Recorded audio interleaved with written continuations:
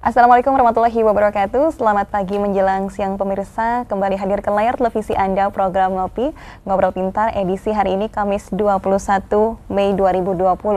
Dan di studio Berikut Televisi telah hadir narasumber kita yakni Ketua Kamar Dagang dan Industri Kota Balikpapan, Bapak Yasir Arafat Syahril, yang tentunya di hari ini kita akan membahas terkait problematika dan solusi Kamar Dagang dan Industri Kota Balikpapan saat pandemi COVID-19. Assalamualaikum warahmatullahi wabarakatuh, Pak. Waalaikumsalam warahmatullahi wabarakatuh. Sandra, apa kabar? Baik, sehat selalu. Menjalankan puasa masih nih, Pak ya? Alhamdulillah. Dan ini masih tersisa sekitar besok lusa ya, artinya tanggal 24 mungkin kita akan menjalankan Hari Raya Idul Fitri. Tanggal 23 kali ya, penentuannya mungkin tanggal 22 kali ya. Oke, jadi sekitar tanggal 23-24 informasinya kira-kira Pak, ya? Begitu. Oke, ini Pak terkait tema kita pada pagi menjelang siang hari ini terkait problematika dan juga solusi Kamar Dagang dan Industri Kota Balikpapan di tengah COVID-19 ini.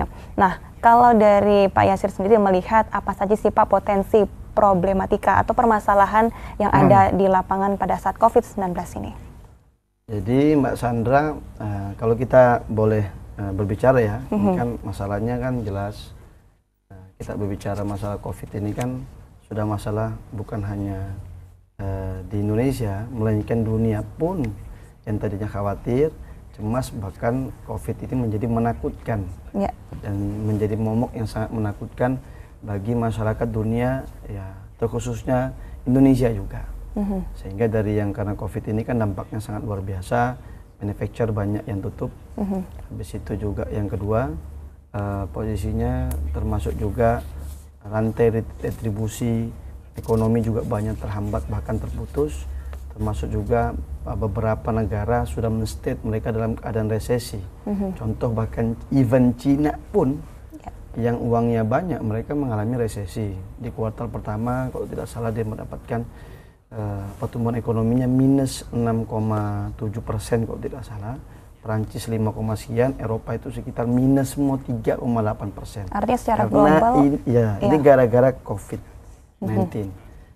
Dan memang kalau kita boleh jujur dari segi karena dampaknya sangat luar biasa, ditambah lagi yang Amerika yang kalau kita bicara negara adidaya, superpower, bisa membuat senjata dan sebagainya, mengatur dunia, ternyata juga tidak mampu juga sampai sekarang berbondong-bondong menemukan vaksinnya ini. Sehingga inilah yang menjadi kekhawatiran masyarakat dunia terkait COVID-19 ini.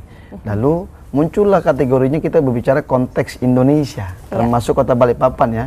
Masalah apa sih yang muncul di COVID-19 ini? Yang pasti ada, saya kan bicara ekonomi, ada 4 sektor nih yang memang sangat terpengaruh perkara COVID-19 ini. Yang pertama sektor yaitu konsumsi rumah tangga.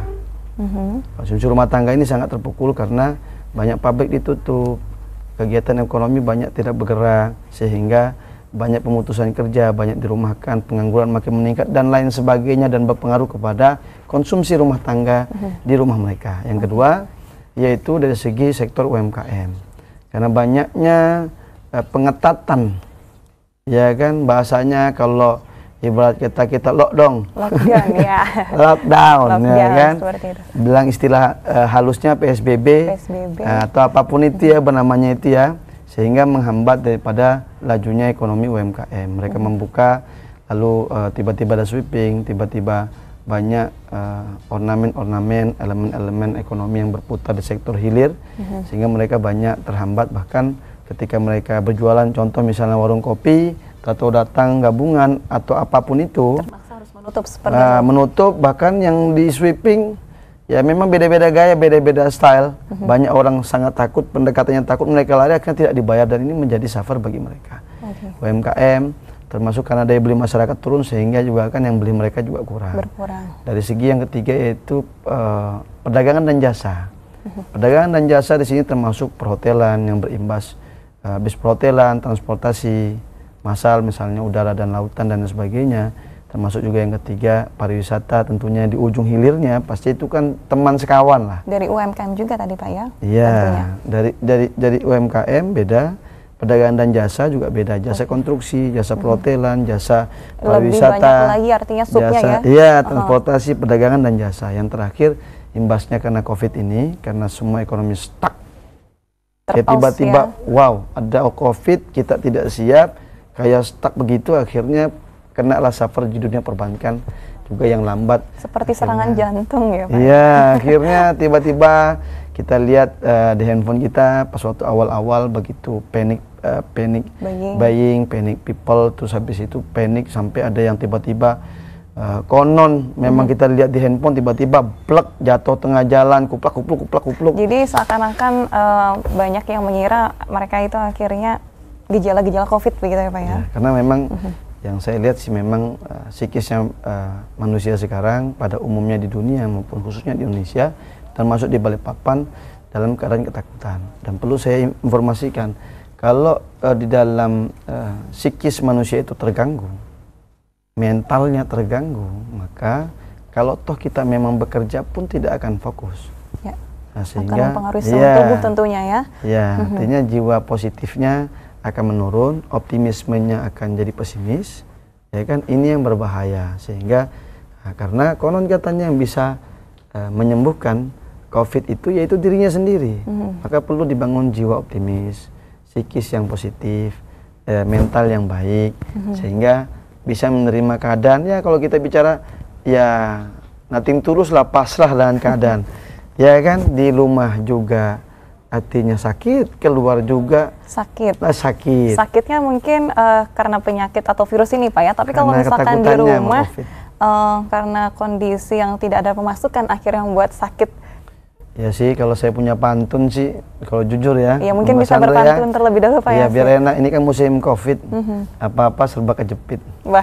Ya kan, kantong makin sempit, ya, hidup makin terhimpit. Ya karena kita di Balikpapan makanya bisa gapit. Masuknya ujung-ujung rumah sakit, terakhir kita juga koid. Nah ini yang berbahaya. Ini koid ini artinya apa nih Pak, kalau boleh tahu nih Pak? Koidnya mati bos. Kita ini bercanda aja, maksudnya kan sekarang kondisi sangat menakutkan, dan kalau kita boleh berbicara ya, dari penanganan awal juga saya katakan pemerintah juga kaget dan tidak siap juga. Artinya meremehkan begitu Pak, karena kan kondisi Indonesia pada saat itu di negara lain artinya kan memang sudah duluan. Indonesia akhirnya menyusul begitu. Sempat waktu itu mungkin dari pemerintahan mengatakan bahwa nggak mungkin nih virus corona masuk ke Indonesia, sampai ada yang mengatakan seperti itu perihalnya. Kalau saya lihat sih posisinya bukannya nggak serius, bukannya nggak seperti itu. Yang saya lihat pemerintah agak kaget saja dan shock, karena tujuan awalnya memang ingin membangkitkan jiwa positif Indonesia, jangan terlalu takut dengan corona. Ya saja yang saya lihat memang kurang optimal dan kurang persiapan saja, dan memang kurang antisipasi dari awal. Sehingga ketika masuk corona di awal, dia masuk Februari akhir kan, masuk juga ke Maret. Nah kan kalau kita bicara idealnya di dalam penanganan seluruh negara Eropa, negara Amerika, Cina dan lain sebagainya sebagai contoh, begitu itu masuk wabah, maka yang mereka lakukan ialah satu, melockdown, ya kan, melockdown transportasi udara maupun lautnya. Yang kedua, mengadakan screening massal, sehingga mendapatkan siapa sih yang sakit, siapa sih yang sehat. Ini artinya seperti rapid test itu Pak, atau gimana? Jangan dengan cara menggunakan banyak rapid test, kemudian yang reaktif menjadi posisinya di swab test. Nah itu kan artinya makin banyak sampel, makin banyak kita bisa memitigasi berapa banyak sih yang terindikasi yang terkena COVID di daerahnya tersebut. Sehingga kalau kita bisa mampu memisahkan yang sakit dan yang sehat, maka itu enak memitigasinya. Jadi pemerintah fokus untuk bagaimana yang sakit ini bisa sehat kembali dan menekan agar kematiannya tidak tinggi. Makanya ketika Italia itu langsung naik tes, Cina langsung tes, Amerika langsung tes, semua negara maju itu langsung naik. Karena kenapa? Karena yang saya lihat ya mereka secara sumber daya manusianya siap, secara infrastrukturnya ketika masif juga mau tidak mau mereka siap, secara dana mereka siap, secara ngelola penanggulangan COVID, menekan COVID agar tidak meluas dengan cara sistematis dan memang terukur mereka sudah siap. Oke Pak. Ini tadi kan Pak membahas terkait SDM yang sudah siap, kemudian juga infrastruktur dan juga dana darurat mungkin. Betul. Nah kalau di Indonesia sendiri mungkin kan kita bisa lihat apakah Indonesia ini ada dana daruratnya? Itu mungkin yang dikatakan oleh orang-orang begitu kan ya. Apakah tidak ada dana daruratnya sehingga tidak bisa menekan begitu atau menutupi terkait penanganan ini seperti itu Pak? Jadi yang saya lihat posisinya kondisi keuangan Indonesia juga tidak baik-baik amat. Kan devisa negara juga kita cukup baik, cuma kan untuk wabah ini kan di luar ekspektasi semua lah, khususnya negara Indonesia. Yang sebelum corona pun, mohon maaf, karena account defisit kita udah deviasinya sangat besar. Maksudnya defisit transaksi berjalan kita juga sudah antara impor lebih banyak dibandingkan ekspor. Pemasukan pengeluaran lebih banyak dibandingkan pengeluaran. Ya kan, dan lain sebagainya lah. Habis itu juga ekonomi kita juga kan dari target 7% jadi 5,5 dipatok 5. Sekarang di kuartal pertama data BPS ya itu sekitar 2,97%. Di bawah sekali artinya seperti itu. Ya artinya turun terus kan. Kalau sampai berikutnya maka ini semuanya diambang resesi. Ya artinya 2 kali berturut-turut PDB itu minus, maka posisinya itu diambang resesi, Mbak Sandra. Dan itu berbahaya. Maka saya selalu katakan, termasuk juga Kota Balikpapan, perlunya dibentuk tim kecil yang memang membahas ekonomi, karena krisis kesehatan selalu berdampingan teman baiknya yaitu krisis ekonomi. Nah kalau krisis ekonomi ini tidak ditanggulangi dan tidak punya kebijakan yang konkret dan tidak bisa menggerakkan unsur ekonomi, minimal ada pemasukan, ada pengeluaran. Yang bahaya itu kan pengeluaran terus. Tidak ada pemasukan. Minus jadinya Pak ya? Iya, jadi lebih besar pasak daripada tiang. Nah ini kan yang menjadi tugas kita bersama. Memang tugasnya itu pemerintah. Tetapi kita sadari ketika ada COVID, negara maju itu semua pertumbuhan negaranya itu jadi minus. Apalagi negara yang berkembang. Apalagi negara berkembang, utang banyak. Ya kan? Kita buka-bukaan jadinya nih. Loh iya ini utang banyak dan itu jelas. Bu Sri Mulyani pada awalnya Menteri Keuangan bilang lagi bulan lalu kan kira-kira defisit kita 400 T. Jadi 600 T, jadi 800 T sekarang prediksinya 1000 T. Kira-kira. Artinya Indonesia membutuhkan 1000 T, maka tidak heran DPR kawan-kawan bapak-bapak kita DPR ya printing money. Cetak uang, ya kan? Nah, ini kan juga artinya salah satu opsi, tetapi pada intinya ialah suka tidak suka penanganan COVID di Indonesia itu mempunyai keterbatasan. Dana terbatas, penanganan terbatas, infrastruktur terbatas, SDM terbatas. Tapi ingin mendapatkan maksimal ingin mendapatkan hasil yang maksimal. Saya tidak yakin, Mbak Sandra. Kalau tadi kan banyak sekali yang Bapak sebutkan bahwa tadi itu tidak siap, tapi kan kita masih memiliki sumber daya alam yang begitu melimpah Pak di Indonesia. Apakah itu tidak bisa dikelola oleh negara sehingga bisa untuk dijadikan pemasukan untuk dana darurat Pak? Karena yang saya contoh ya, misalnya kayak masalah minyak, kita punya sumber daya alam, kita produksi minyak. Hanya saja minyak dunia bulan lalu, bahkan belum bulan lalu sih, 2 minggu lalu lah di awal-awal bulan itu bahkan dolar itu kan minyak itu kan $40 per barel, HPP-nya, modalnya. Minyak dunia itu dia turun di bawah $20 per barel. Artinya kalau kita dari hulu kita produksi minyak, berarti kita produksi pun sudah rugi. Ya, di hilir pun posisinya, kalau yang paling benar ialah kalau di hilir kita banyak ngimpor. Kalau ngimpor kita untung, hanya saja cadangan minyak kita, tempat simpanan kita hanya bisa bertahan 14 hari. Makanya kayak RDMP, yang kayak beberapa tempat untuk nampung minyak bisa 14 hari, beda kayak Amerika 3 bulan. Harusnya kalau kita bisa memanfaatkan ini gap jauh, dari modal yang ada $40 jadi $20 ke bawah, ini jadi pendapatan yang sangat besar, untung bagi Indonesia. Cuma yang saya bingung, minyak dunia turun 100%, tetapi kenapa minyak masih sama ya? Harganya. Nah itu artinya saya tidak mau bicara di sana. Ini yang hasil sumber daya kita ternyata tidak mampu juga mengangkat devisa negara kita. Termasuk yang kedua batu bara, karena ada volatile dan otomatis banyak yang tidak kerja di pabrik, kebutuhan batu bara juga menurun. Nah, produktivitas juga menurun, efektif dan efisiensi juga menurun, dan ini juga tergambar daripada kondisi ekonomi yang tadi saya bilang, PDB Indonesia, ya kan?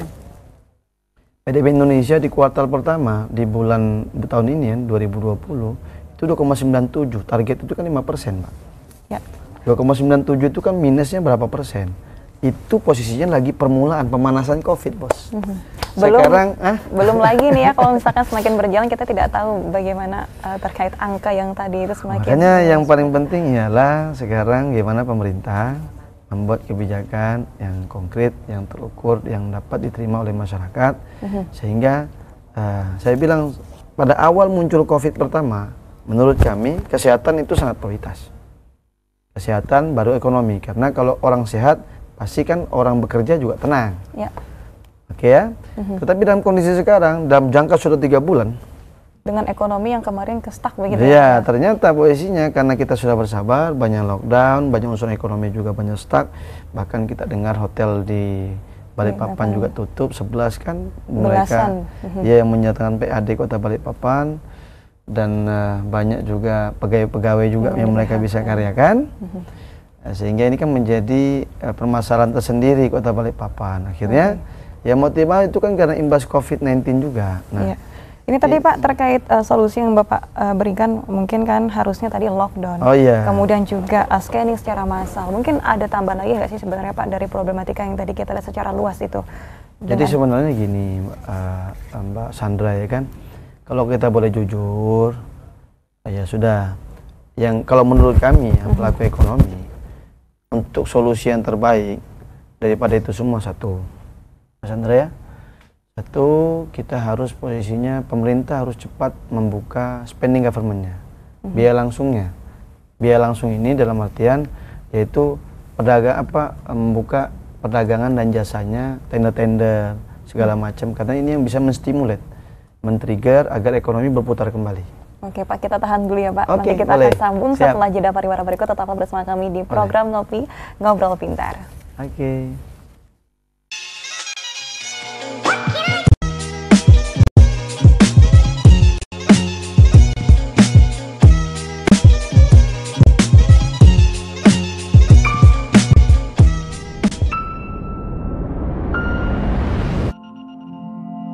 Jangan lupa klik tombol subscribe, lalu nyalakan lonceng notifikasi agar kamu tahu berita-berita terupdate, dan jangan lupa share video ini.